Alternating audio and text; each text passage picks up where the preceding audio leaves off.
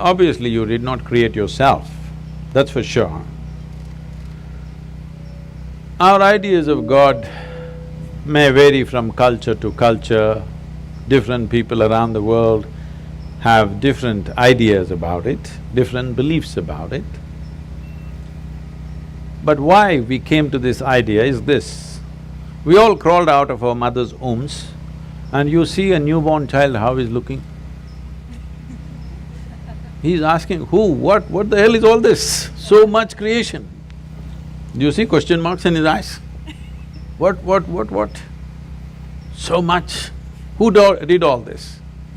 Obviously, first he looks at his mother. Well, the mother delivered you, but she can't deliver the planet. Then you look at your father, well, obviously he can't do all this. Then you looked at every other adult around you, nobody seems to be capable of doing all this. Then being human beings, we say, there is a big human being sitting up there, he does all this. I'm sorry ladies, he's a man.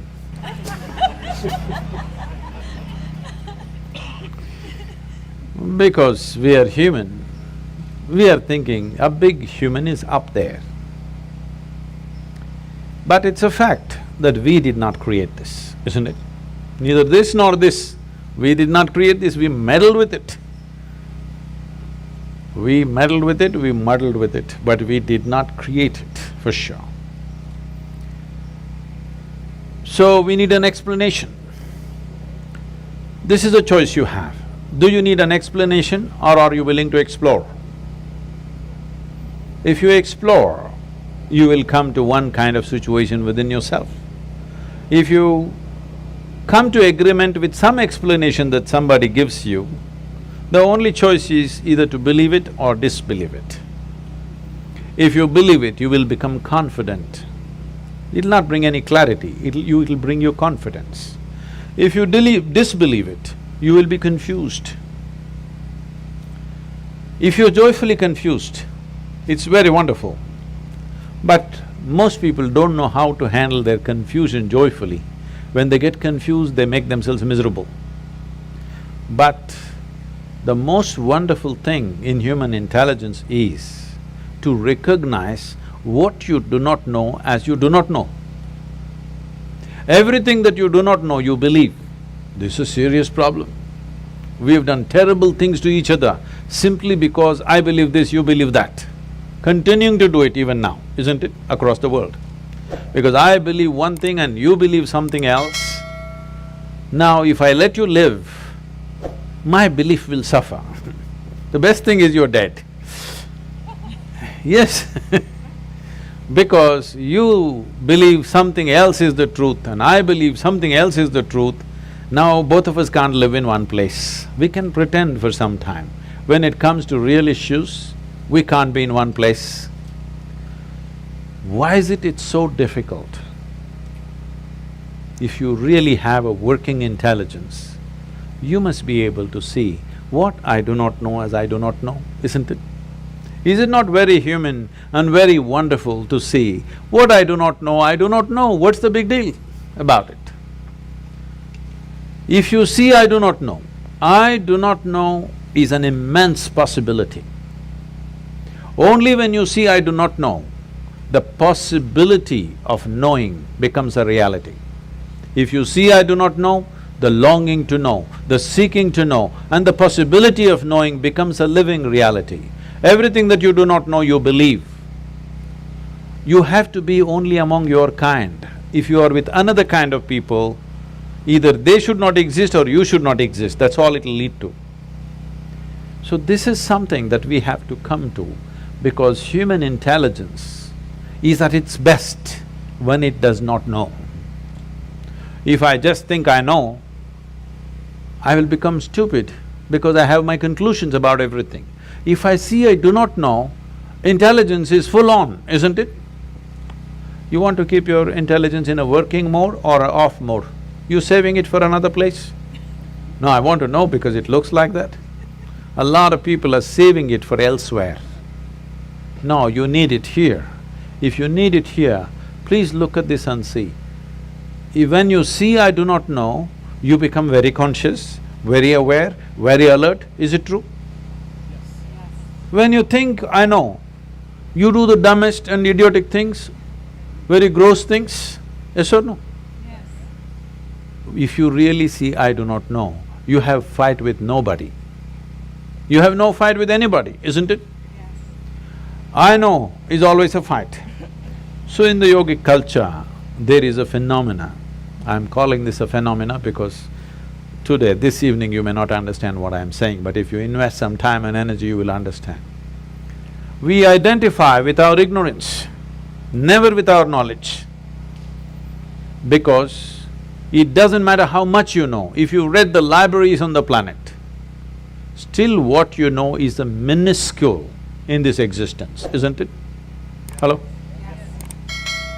But your ignorance is boundless. Yes or no? Yes.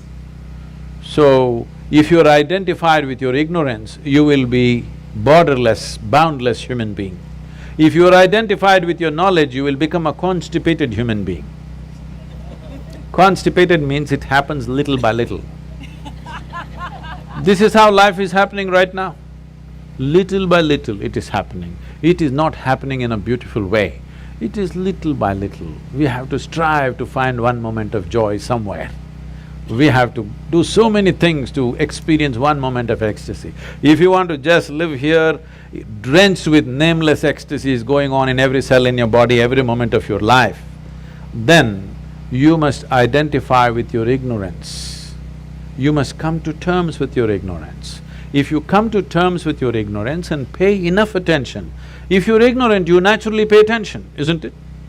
If you pay enough attention, you will see with all this scientific knowledge that we have, we still do not know one atom in its entirety. We know how to use them, we know how to break them, we know how to fuse them, we know how to make them explode, but we don't know what the hell it is even today. Yes or no? So if you pay enough attention, you clearly realize you don't know a thing. Well, he asked that question, this is all I did. When I was just 4.5 years of age, I suddenly realized I don't know a thing. So if somebody gave me a glass of water, I'm just looking at the water because I do not know what is water. Well, I know how to use the water, but I don't know what it is. Even today you don't know what it is. If I find a leaf, I'm staring at it for 4-5 hours. If I sit up in my bed, I'm just staring at the darkness for the entire night. My dear father, being a physician, he started thinking I need psychiatric evaluation. So this boy is simply staring at something all the time. My problem is I look at this, I still don't know this, so I'm not able to shift my attention to anything else. If I look at this, I'm just looking at this because I've still not figured this out. So if you pay enough attention, this universe opens its doors only to those who pay enough attention. Whichever door has been opened for you in your life has opened because you paid attention to that dimension of life, yes or no? Yes. That's the only way it works. Now, if your attention is such, it is not seeking anything, but it's simply attentive. It pays attention to everything. It does not decide an elephant is more important than an ant. It just pays attention to everything because this is the nature of creation. If you look at an ant, have you paid enough attention to an ant ever? I spent a lot of time with them. Believe me, it's one of the finest machines on the planet. Yes or no? If you had a car like this, you know, you could do all the California deserts effortlessly. It's such a fine machine, it's not a simple thing. If you pay enough attention to the ant, you will realize whatever created this ant, it did not pay any less attention to the ant than it paid to you. Yes or no? Yes. Then who the hell are you to decide who should get more attention and less attention? It is just that you have to sharpen your ability to pay attention, not to any particular thing, to simply pay attention. If you pay enough attention, is it true this body, though you gave food from outside, this body was created from inside? Yes? Yes. So whatever is the source of creation must be functioning from within you, isn't it? Is it? So, when you don't know what is the nature of the source of creation, you may use in English language. In India, we have many words. In this part of the world, you may call it God. It's just your explanation for the source of creation, isn't it? Because you have no explanation for the creation, you saying, God made this. We have 1,000 names for that, all right? But fundamentally, we are trying to explain the source of creation. Is it true in your experience, the source of this life's creation is functioning from within you? If it's functioning from within you, if it's somewhere up there and you missed it, it's okay. If it's happening from within you and you missed it, isn't it a tragedy? Hello? Yes. If the source of creation is throbbing within you and you did not notice it, are you not a tragedy?